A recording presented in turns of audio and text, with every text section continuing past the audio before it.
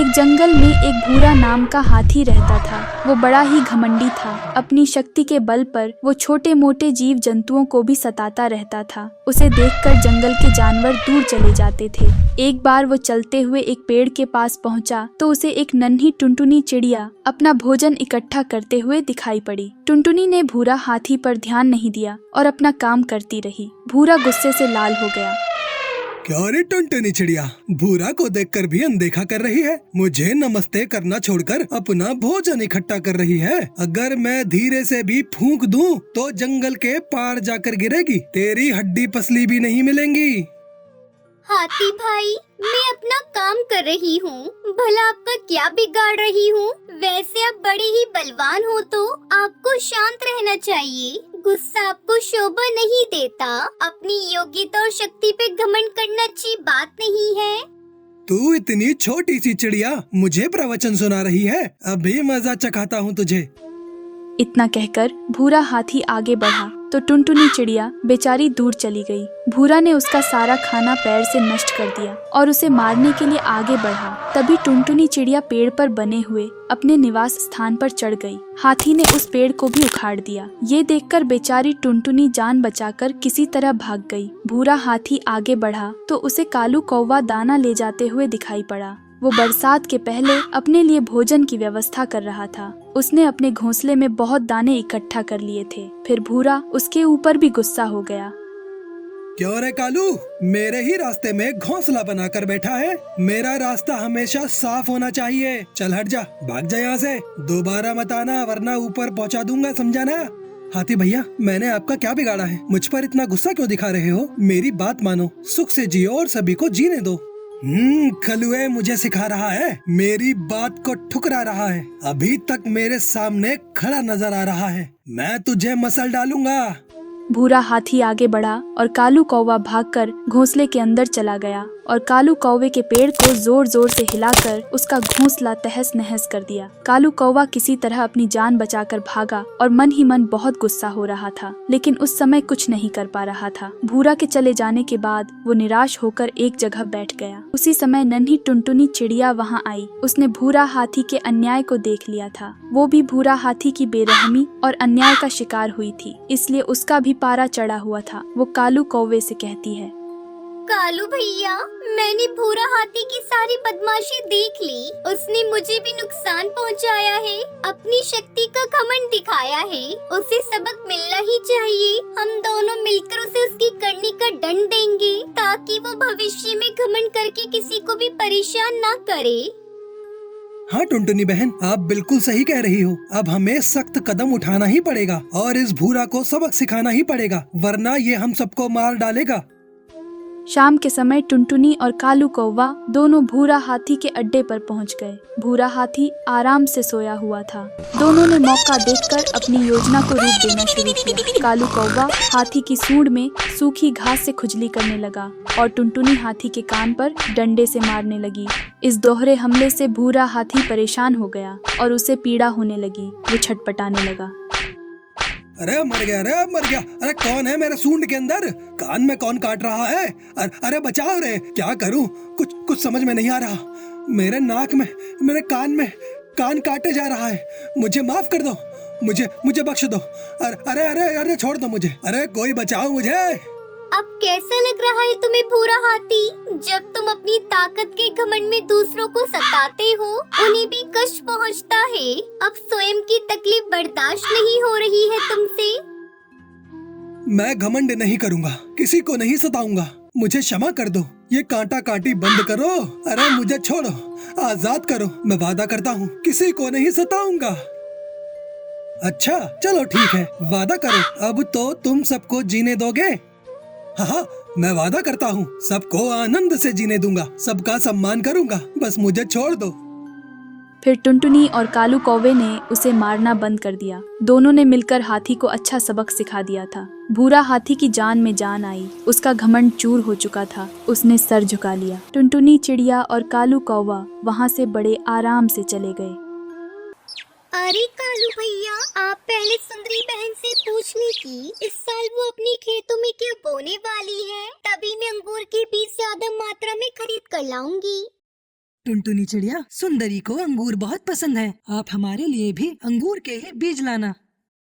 ठीक है कालू भैया, अब मैं बाजार जाती हूँ। शाम होने तक बीज लेकर वापस आ जाऊंगी।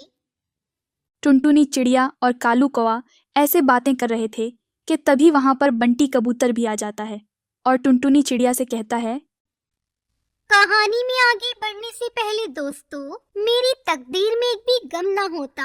अगर तकदीर लिखने का हक मेरी माँ को होता तो आज उस माँ के लिए वीडियो को लाइक और चैनल को सब्सक्राइब करना ना भूलें। आप हर बार इन दोनों का भला करने की सोचती हो, पर क्या आप भूल गई हो पिछली बार इन्होंने आपके साथ क्या किया था? नहीं बंटी भैया, मुझे सब याद है। अगर छोटी छोटी बातों को हम दिल से लगा कर रखेंगे तो हम कभी भी अच्छे पक्षी नहीं बन पाएंगे। टुनटुनी चिड़िया, पिछली बार चाहे कुछ भी हुआ हो, इस बार मैं बीजों के रुपए शाम होते ही दे दूंगा और बाद में आपसे बीज लूंगा। ये बात सुनकर टुनटुनी चिड़िया खुश हो जाती है और बीज लेने बाजार चली जाती है।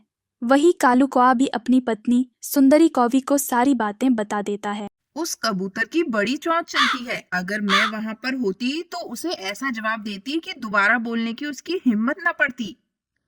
सुंदरी, एक तो हमें घर में बैठे बिठाए बीज मिल जाते हैं और ऊपर से हम बेचारी चिड़िया को रुपए भी नहीं देते। ये तो बहुत गलत बात है। हाँ हाँ, दे देंगे उस चिड़िया को रुपए, पहले बीज तो मिल जाने दो। ये कहकर सुंदरी कौवी चुप हो जाती है और थोड़ी देर बाद कालू से कहती है, कालू जी, आप घोंसले में आराम कर लें, तब तक मैं खेत को पानी लगा आती हूँ, फिर शाम को अंगूर के बीज बोएंगे। सुंदरी, मैं भी आपके साथ चलता हूँ, काम जल्दी खत्म हो जाएगा। ना ना कालू जी, अभी तो आप खेत की साफ सफाई करके आए हो, आप थक गए होंगे, मैं जाती हूँ ना। फिर कालू कौवा अपने घोंसले में लेट जाता है और सुंदरी खेत पर पानी लगाने चली जाती है। आए बड़े चिड़िया को रुपए देने वाले, अब देखती हूँ कालू वो टुनटुनी चिड़िया को रुपए कहाँ से देगा। सारे रुपए तो मेरे पास है।